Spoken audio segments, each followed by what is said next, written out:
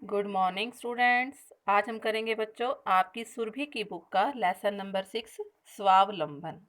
बच्चों आपने सुना ही होगा कि ईश्वर उनकी सहायता करते हैं जो अपनी सहायता स्वयं करते हैं। इस लेसन में हम एक ऐसे बच्चे के बारे में पढ़ेंगे जो कि एक समाज सेवक थे, ईश्वर चंद्र विद्यासागर। उनकी हेल्प से, उनके सहारा पाकर अपने पैरों पर खड़ा हो गया। अब हम लेसन रीड करते हैं बच्चों। एक बार क्या होता है कि जो समाज सेवक थे ईश्वर चंद्र विद्यासागर जी, वो एक बार कहीं पर जा रहे थे। तो रास्ते में उन्होंने देखा कि गरीब लड़का भीख मांग रहा है। तो लड़का बोलता है उनसे कि मालिक एक पैसा दे दीजिए। विद्यासागर जी उससे पूछते हैं कि तुम भीख क्यों मांगते हो। तो लड़का कहता है कि मेरी माँ बीमार है, पिताजी है नहीं, मैं बहुत छोटा हूँ, तो मुझे कोई काम देता नहीं है, इसलिए मैं भीख मांगता हूँ।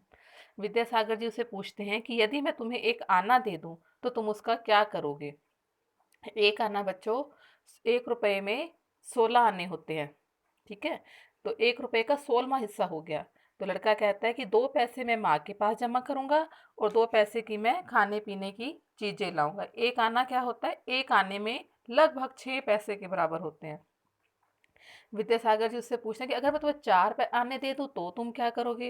तो कहता है कि वो कहते हैं कि आप मजाक कर रहे हो। वो लड़का कहता है कि 1 पैसा देना है तो दे दीजिए, नहीं तो मैं चला जाता हूँ। विद्यासागर जी कहते हैं नहीं, मैं मजाक नहीं कर रहा हूँ, सच कह रहा हूँ कि अगर मैं तुम्हें 2 आने दे दूँ 4 आने दे दूँ तो तुम उसका क्या करोगे। तो लड़का कहता है कि मैं 3 आने अपनी माँ को दूंगा और 1 आना खाने पीने की चीजें लेकर आऊंगा। विद्यासागर जी उसका ये जवाब सुनकर बहुत खुश होते हैं।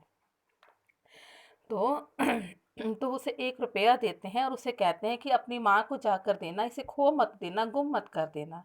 फिर वहाँ से चले जाते हैं। काफ़ी वर्षों के बाद विद्यासागर जी दोबारा उस सड़क से जा रहे होते हैं, तो एक लड़का उनके पैरों में आकर टच फीट करता है, प्रणाम करता है। विद्यासागर जी पूछते हैं कि तुम कौन हो भाई। तो वो कहते हैं कि आप चलिए तब मैं आपको बताऊंगा। विद्यासागर जी कहते हैं कहाँ चलना है, तो वो उसे अपनी दुकान में ले जाता है। तो वो पूछते हैं कि हाँ भाई, अब उसकी दुकान में चले जाते हैं विद्यासागर जी।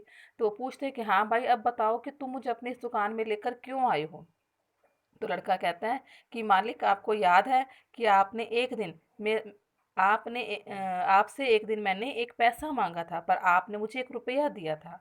विद्यासागर जी को कुछ देर के बाद वो याद आता है कि हाँ, ऐसा मेरे साथ कभी हुआ था। तो लड़का कहता है कि मालिक मैंने उसमें से 1 आना अपनी माँ को दिया और 15 आने के आम खरीद कर उसे बेचा। उसके कुछ और अधिक पैसे मिले, फिर और आम लाया, फिर उसको बेच दिया। ऐसे ही मुझे प्रॉफिट होता गया और मैंने एक दिन 50 रुपए इकट्ठे किए और मैंने एक दुकान खोल ली। अब हम दोनों माँ बेटा बड़ा सुख का जीवन व्यतीत करते हैं, सुख से रहते हैं। तो विद्यासागर जी कहते हैं तो बहुत अच्छी बात है। फिर कहते हैं कि अगर तुम केवल ये काम ही करते हो या फिर तुम पढ़ाई भी करते हो। तो लड़का जवाब देता है कि मेरे पास पढ़ने का समय नहीं होता, तो मैं कब पढूं। तो विद्यासागर जी कहते हैं कि तुम रोज रात्रि पाठशाला में जाया करो, जहाँ पर रात को क्लासें लगती हैं, उसे बोलते हैं रात्रि पाठशाला। इससे तुम अपने पढ़ाई भी कर लोगे और तुम्हें अपने जो तुम्हारा ये काम है फ्रूट का, उसमें भी दुगना लाभ होगा। तो लड़का कहता है कि मैं आपकी बात को अवश्य मानूंगा। फिर उसके आशीर्वाद देते हैं और वो वहाँ से चले जाते हैं। तो इसमें लेसन के बस आपने सभी ने इसके वर्ड मीनिंग भी करने हैं, सुंदर और अच्छी राइटिंग में बेटा लिखना भी है और लर्न भी करना बच्चों। Thank you.